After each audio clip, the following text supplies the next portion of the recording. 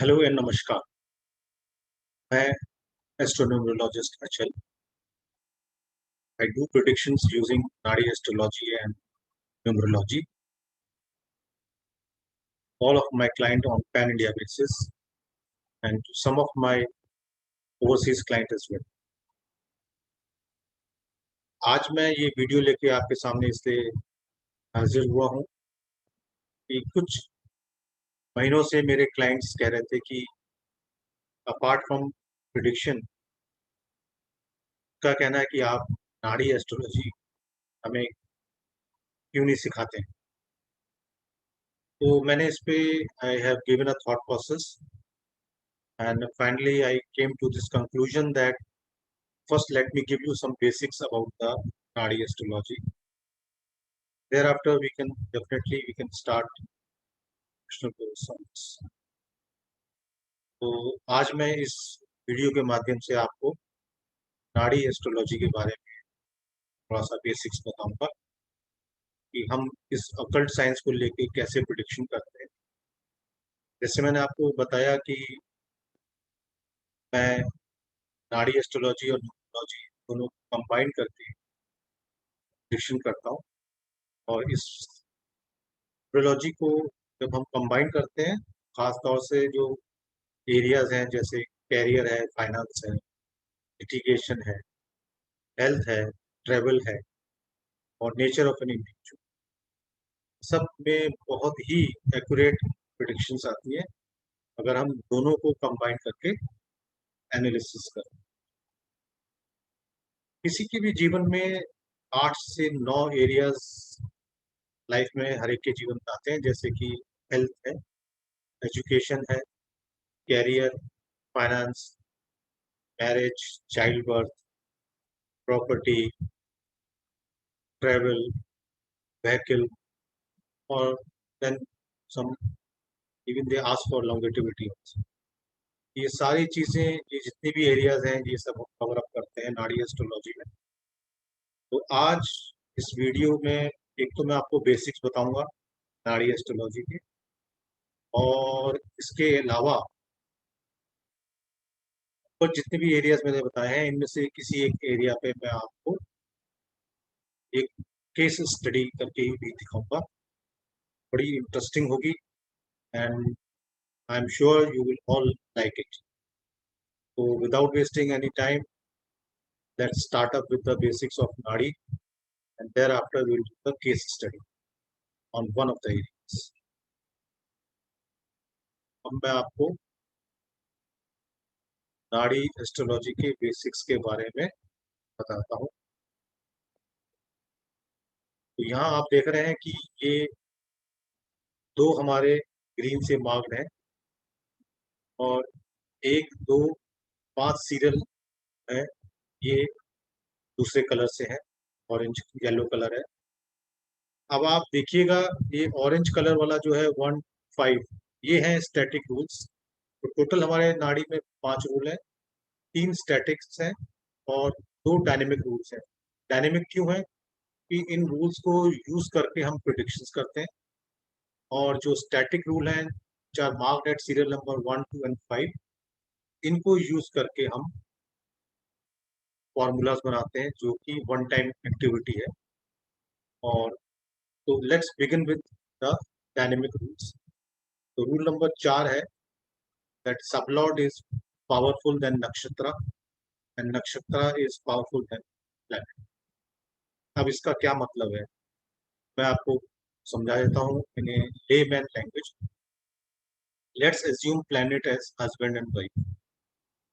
किसी घर में हस्बैंड वाइफ रहते हैं, वो 2 प्लैनेट्स हो गए। अब नक्षत्र लेके चले तो नक्षत्र आर वेरियस रूम्स, और we call it as compartment in a house. तो रूम्स कौन कौन से हैं, जैसे बेडरूम्स है, किचन है, वॉशरूम है, पूजा रूम है, ये सब हमारे नक्षत्र है। तो प्लैनेट हो गए हस्बैंड वाइफ, नक्षत्र हो गए इच कंपार्टमेंट रूम्स के शेप में। अब से नक्षत्र हमने ले लिया किचन। अब किचन के अंदर फर्दर कंपार्टमेंट क्या हो सकते हैं कि किचन में गैस स्टोव है, किचन में सिंक है, किचन में रेफ्रिजरेटर है, किचन में अवन है, तो ये जितने भी चीजें हैं ये सब नक्षत्रा किचन के अंदर है। इनको हम फर्दर सब लॉट बोलेंगे। ठीक है जी। अब लेट्स एज्यूम तो प्लेनेट हस्बैंड है, वो किचन में गए, किचन में जाकर उन्होंने स्टोव पे चाय बनाई। प्लेनेट नक्षत्रा में गए, नक्षत्रा के अंदर सब लौट गया, वहां उसने हस्बैंड गए किचन में स्टोव पे उन्होंने चाय। वैसे ही जो दूसरा प्लेनेट थे वाइफ, वाइफ भी किचन में गई, मगर उन्होंने गैस नहीं करी, उन्होंने रेफ्रिजरेटर खोला और उसमें से कुछ निकाल के खाया। तो ये तो कहानी हो गई प्लेनेट नक्षत्र सब लोग। अब यही planet husband suppose it goes to different नक्षत्र से, वो गए अब वॉशरूम। अब वॉशरूम में क्या करेंगे? वॉशरूम में जो फर्दर कंपार्टमेंट है वो ये है कि या तो आ सकते हैं, या वो वहाँ कपड़े धो सकते हैं, या वो वहाँ शेव कर सकते हैं।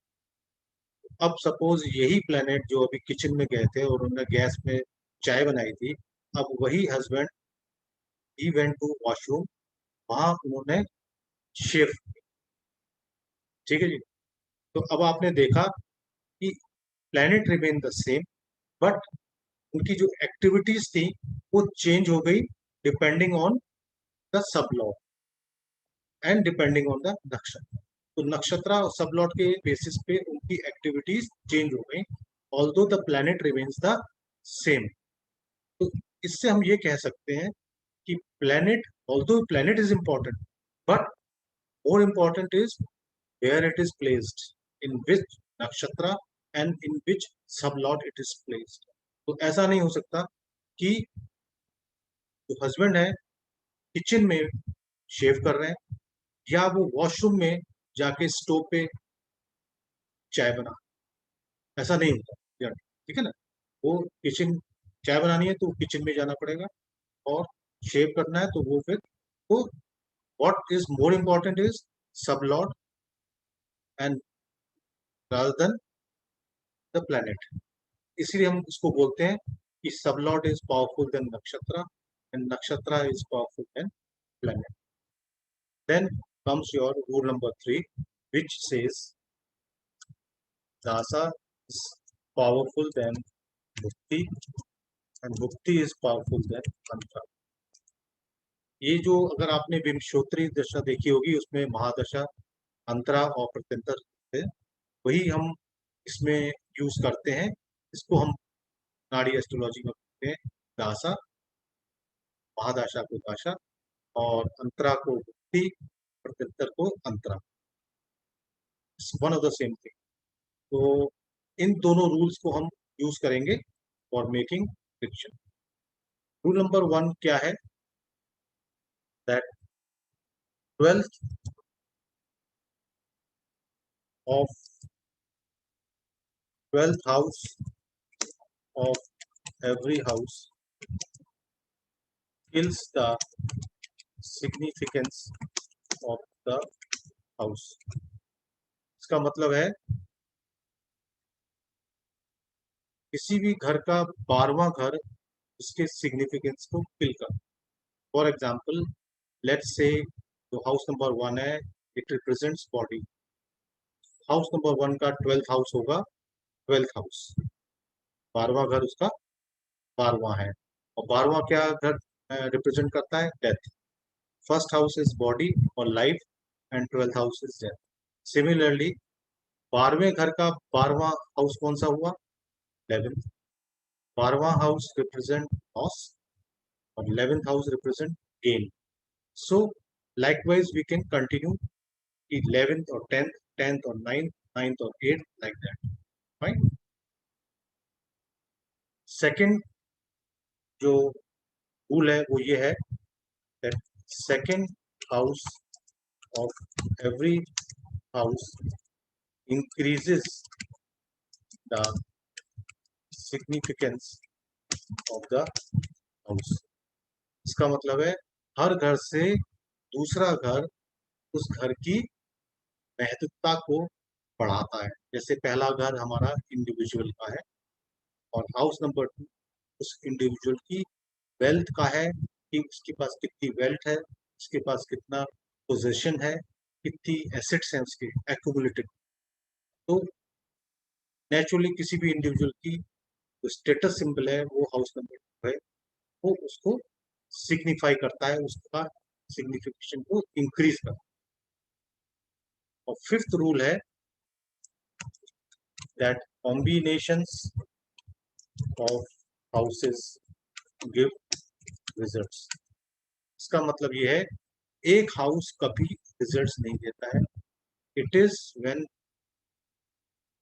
Various houses they combine together they give results. जैसे कि 12वां घर कई चीजें रिप्रेजेंट करता है। 12वां घर लॉस रिप्रेजेंट करता है, it imprisonment, it represent your hospitalization, it represent moksha. So there are so many things represented by house number 12. तो सपोज हाउस नंबर 12 पिक्चर में आता है, किसी के दशा में आ जाता है, तो इट इज नॉट दैट कि ये जितनी भी चीजें मैंने बोली ये सब चीजें उसके साथ होने लग जाएंगी, कि उसका फॉरेन ट्रेवल भी होने लगे उसके साथ। तो अब इसमें क्या है, कॉम्बिनेशन ऑफ हाउसेज रिजल्ट। जैसे 12वां घर है, अब इस 12वें घर के साथ तीसरा और नाइन्थ घर, थर्ड एंड नाइन्थ हाउस अगर इसके साथ कंबाइंड हो जाता है 12th के साथ, इट गिव्स ट्रेवल, राइट। तो this way we have to see for the combination of houses. The individual house will not give any result. It is the combination of houses which gives. ये हमारे 5 rule हैं नाड़ी astrology में जो हम follow करते हैं। हाउस नंबर तो ये सीरियल नंबर 1, 2 और 5 के अगेंस्ट है, ये तो हम यूज करते हैं फॉर मेकिंग फॉर्मूलाज। और थर्ड एंड फोर्थ को हम इनको हम डायनेमिक रूल्स भी बोलते हैं। ये यूज करते हैं फॉर डूइंग प्रिडिक्शन। अब जैसे मैंने आपसे बोला था कि हमारे जो एरियाज हैं, अब अब हम इसमें देखिए एरियाज कौन कौन से कवर कर रहे हैं। एक तो हम health, education, career and finance, marriage, child birth, litigation, travels, property and vehicle and longitude. ये सब जितने भी हैं एरियाज ऑफ लाइफ, ये सब हम अपने नाड़ी एस्ट्रोलॉजी के उसमें कवर करें। आज मैं यहाँ पे आपको इनमें से एक एरिया पे फॉर्मूला बनाना भी सिखाऊंगा कि हम ये जो कॉम्बिनेशन है 1, 2 और 5 इनको यूज करके फॉर्मूला कैसे बनाया हमने, और फिर इनका थर्ड और फोर्थ जो हमारे डायनेमिक रूल्स हैं इनको यूज करके मैं आपको इसका वो भी बताऊंगा कि फर्दर हम कैसे इसको यूज करेंगे फॉर मेकिंग प्रिडिक्शंस। अब सबसे पहले इस जितने एरियाज हमने मेंशन किए थे उसमें से suppose let's take it area as marriage. तो मैरिज को हम आज आपको मैं बताता हूँ मैरिज के बारे में। तो let's define what is marriage. तो मैरिज एज पर the simple definition, it is the association of two people of opposite sex come together, form a family, the blessing of the society। ठीक है जी।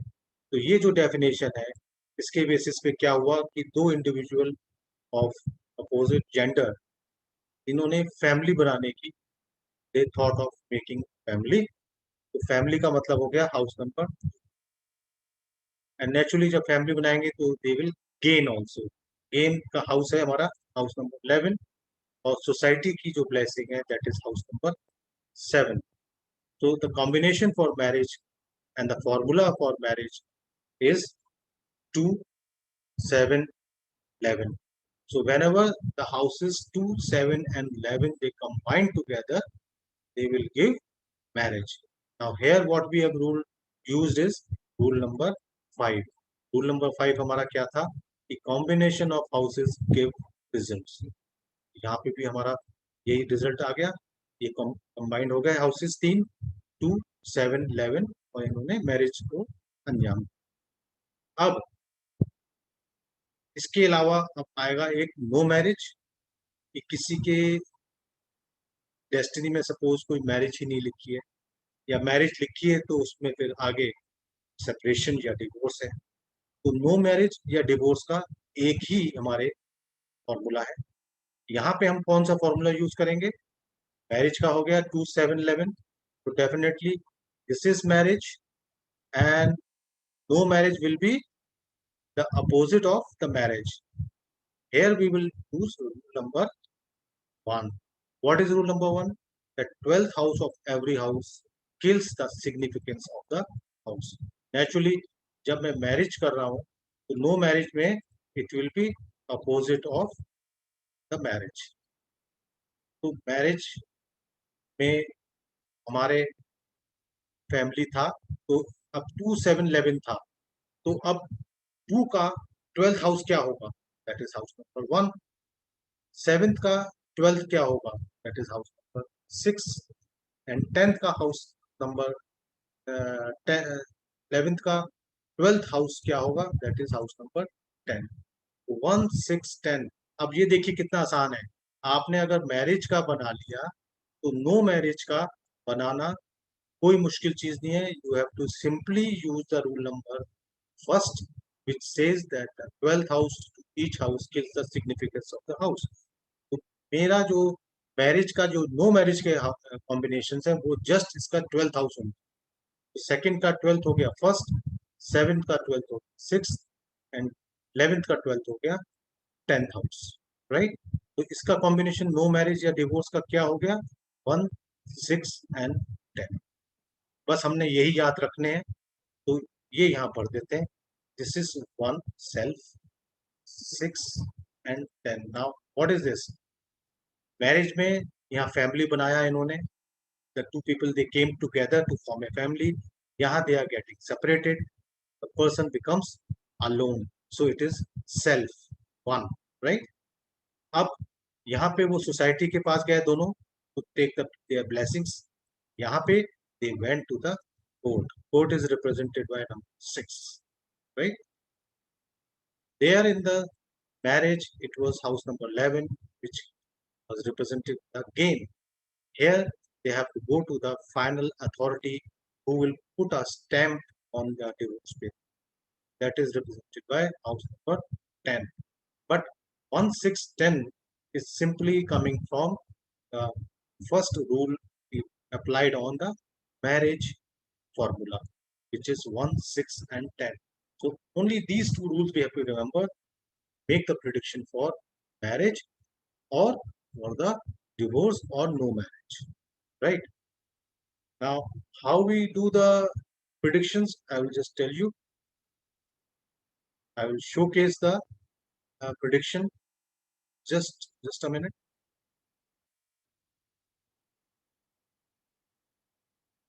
Hope you must be liking now, and the things must be getting more interested. Just a minute. सबसे पहले मैं आपको ये दिखाना चाहूंगा that ये, और मैं आपको एडिशनल थोड़ा सा एक इंफॉर्मेशन और दूंगा नाड़ी एस्ट्रोलॉजी में। ये एक चार्ट है जो हमारा एक सॉफ्टवेयर है, हॉरोसॉफ्ट करके सॉफ्टवेयर है, उससे ये चार्ट बन के आया है। हमने बर्थ डिटेल डाली है किसी की और उसका ये चार्ट बना है। ये आप देख रहे हैं, this is your lagan chart, and this is your Narayan bhavchalit chart. Basically ये इट रिप्रेजेंट योर, ये हाउस चार्ट बोलते हैं, and this is rashi chart. इन दोनों चार्ट्स को कंबाइन करके we make, using certain formulas, we make this table. ये टेबल आप देख रहे हैं नीचे, ये टेबल जो है ये हम बनाते हैं इन दोनों ऊपर लगन चार्ट और नारायण कस्प चार्ट को लेकर ये टेबल बनती है। अब इसमें आप देखेंगे ये 9 प्लैनेट्स हैं।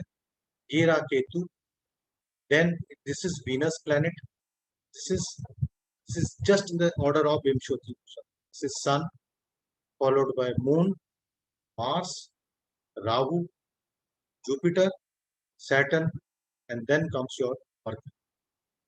ये जितने भी प्लैनेट्स हैं ये ऑटोमेटिकली इस सॉफ्टवेयर के थ्रू इन दोनों चार्ट को लेकर ये टेबल बनता है। ये टेबल कैसे बनता है ये मैं आपको कोर्स में बताऊंगा कि कैसे ये बनाते हैं। अभी आप इतना समझ लीजिए, ये जितने भी प्लैनेट्स मैंने 9 के 9 प्लैनेट्स अभी आपको दिखाए, इनके नीचे ये जो दो हैं, दीज आर ये प्लैनेट किस नक्षत्र में है और ये किस सबलॉर्ड में है, जिनका मैंने आपको वहां अभी जिक्र भी किया था कि sublord is powerful than nakshatra and nakshatra is powerful than planet. Her planet के ये नक्षत्र है और ये सबलॉर्ड। अकॉर्डिंगली वीनस planet के ये नक्षत्र है, ये सबलॉर्ड। सन planet का Mercury is the nakshatra, moon is the sublord. यहाँ मार्स planet का Saturn is the nakshatra and Jupiter is the sublord. Jupiter is more powerful than Saturn, and Saturn is more powerful than the planet Mars. Mars planet जो results हैं वो basically Jupiter का सबसे पहले देगा, फिर Saturn का देगा, फिर Mars का देगा। अब यहाँ पे हमें फॉर्मूलाज लगाने हैं और हमें प्रिडिक्शंस करनी है। अब सपोज मैं अब आपको एक प्रिडिक्शन करके दिखवाता हूँ। तो ये एक चार्ट है, एक बंदा है जिसकी डेट ऑफ बर्थ आप देखिए, यहाँ लिखिए 26 अगस्त 1952, 5:30 दिल्ली। अब ये हमारे पास आता है से इन सितंबर 1981। 81 में is round about 29 years of age, यानी आज की भाई इतना टाइम हो गया मेरी मैरिज नहीं हो रही, कब मेरी मैरिज। क्योंकि मैं आपको मैरिज के बारे में बता रहा हूँ, ये मैरिज पे ही मैं प्रिडिक्शन करके आपको दिखाऊँ। अब हमने इस बंदे का अपने हॉरोस्कोप पैकेज में डाला, उससे ये उसका लगन चार्ट और नारायण भव चलित चार्ट बन के आया और नीचे ये टेबल बन के। ठीक है सर। अब ये देखिए ये हमारे पास कब आया है, सितंबर 1981। 1981 में जब ये आया है, यहाँ देखिए ये विंशोत्तरी दशा लिखी है। तो जब ये आया है तब क्या चल रही थी विंशोत्तरी दशा, जुपिटर में राहु और राहु के अंदर मरकरी। ठीक है ना, ये है ना, अगस्त से दिसंबर 81। अब ये आया है सितंबर 81 में। तो ये दशा उसमें चल रही थी, जुपिटर के अंदर राहु, राहु के अंदर मरकरी। अब जब ये आया और इसने पूछा भाई मैरिज मेरी कब होगी, तो जिस पीरियड में the person will come and suppose he has attend the age of marriage also and still he is not married, हम देखेंगे भाई जुपिटर जो। अब हम यहाँ यूज करेंगे रूल नंबर 3। जो हमारा रूल नंबर 3 था वो क्या था कि dasha is more powerful than T and T is more powerful than antara. तो यहाँ दशा किसकी है, जुपिटर की दशा है। मुक्ति राहु की होगी और अंतरा अगर मरकरी का। तो सबसे पहले हम स्टार्ट किससे करेंगे, जुपिटर से। अब हम देखेंगे जुपिटर में, अब हम जुपिटर में क्या देख रहे हैं, जुपिटर में हम, ये रहा हमारा प्लेनेट जुपिटर। अब हमने देखा कि Jupiter is in the nakshatra of Sun and sublord of.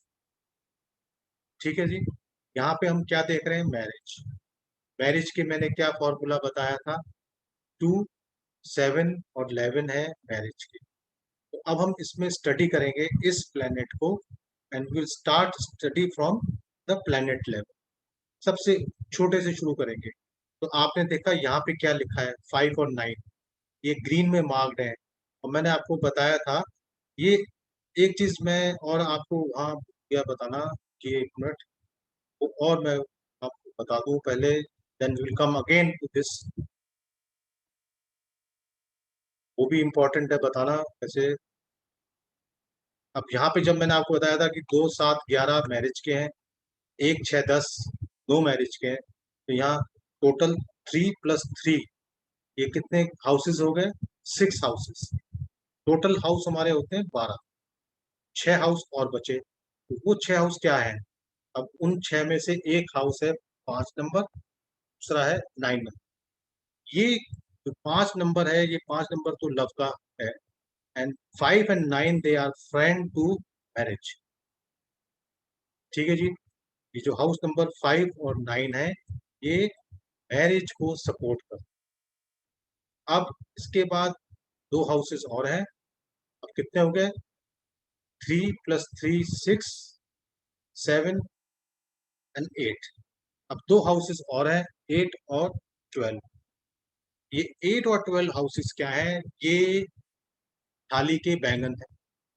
ये अगर मैरिज के साथ मैरिज होगी तो मैरिज के साथ खड़े हो जाएंगे, अगर नो मैरिज होगी मैरिज के साथ खड़े हो जाएंगे।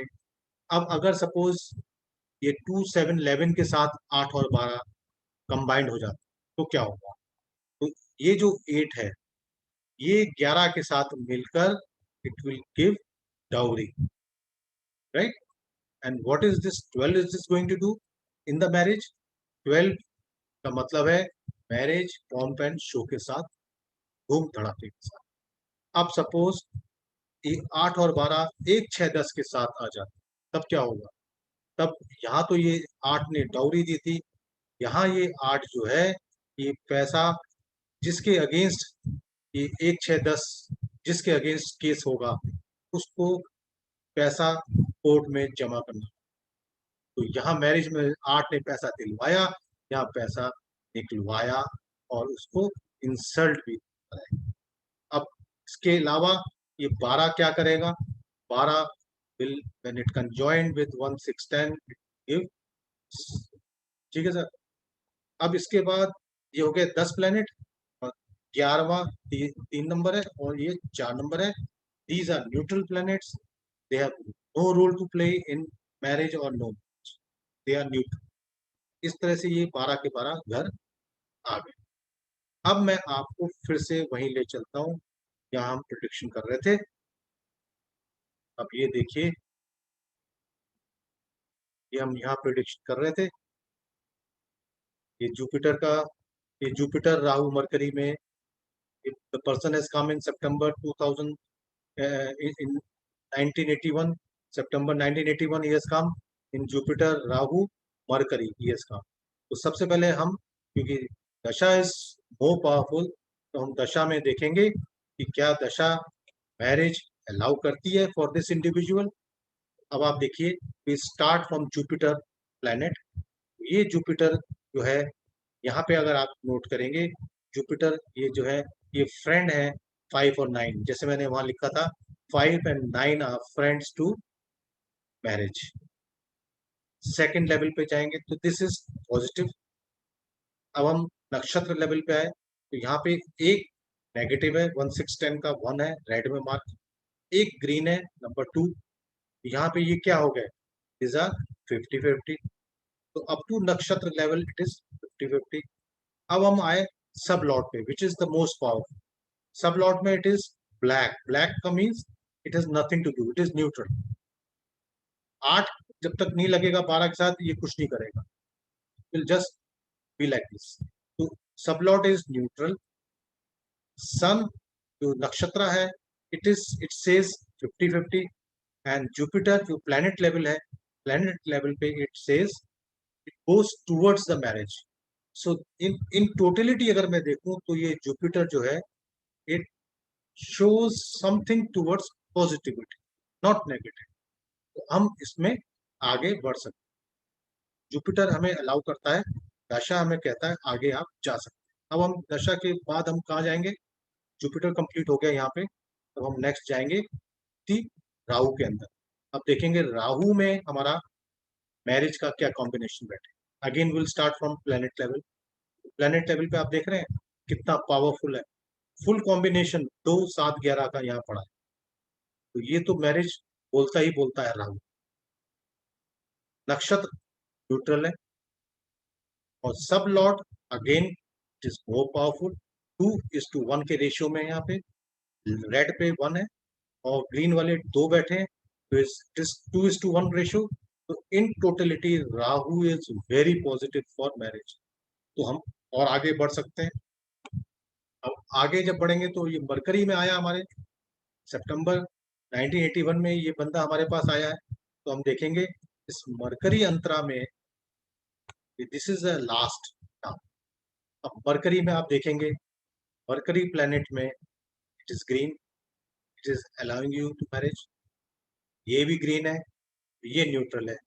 इन totality Mercury is also giving a green signal for marriage. Even इसका जो नेक्स्ट है Ketu, it is also positive for marriage.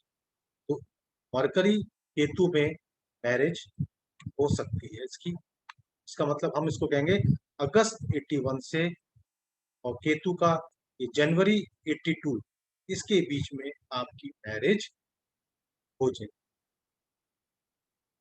देखा आपने कितना सिंपल है। सिर्फ आपने दशा देखनी है, दशा अगर एग्री करती है आगे ती देखनी है, ती एग्री करती है दूसरा देख लीजिए। सपोज मरकरी नहीं करता तो हम आगे बढ़ते, केतु में भी देखते, केतु नहीं करता मरकरी वीनस में बढ़ते। जहां ये बोलता हम वो डेट इसको दे देंगे, भाई इस डेट में आपकी मैरिज हो। तो होप आपको ये सेशन अच्छा लगा होगा, आपने थोड़ा सा नाड़ी एस्ट्रोलॉजी के बारे में समझा और इजी भी है। और इसमें फॉर्मूलेज हैं, ये में हर इवेंट के लिए हम हमारे पास फॉर्मूलाज हैं। इन फॉर्मूलाज को हम इस टेबल में जो नीचे पर लगन और नारायण से बनकर जो टेबल ऑटोमेटिकली नीचे आती है, इस टेबल पे हमें प्लेनेट लेवल पे बेस्ड ऑन विंशोत्तरी दशा नीचे लगाना है and we get the results. Hope you like this session, और अच्छा लगा हो तो can call me at 9910003587, or you can mail me at achal.munshi@gmail.com. So thanks for watching it. Thank you and have a nice day.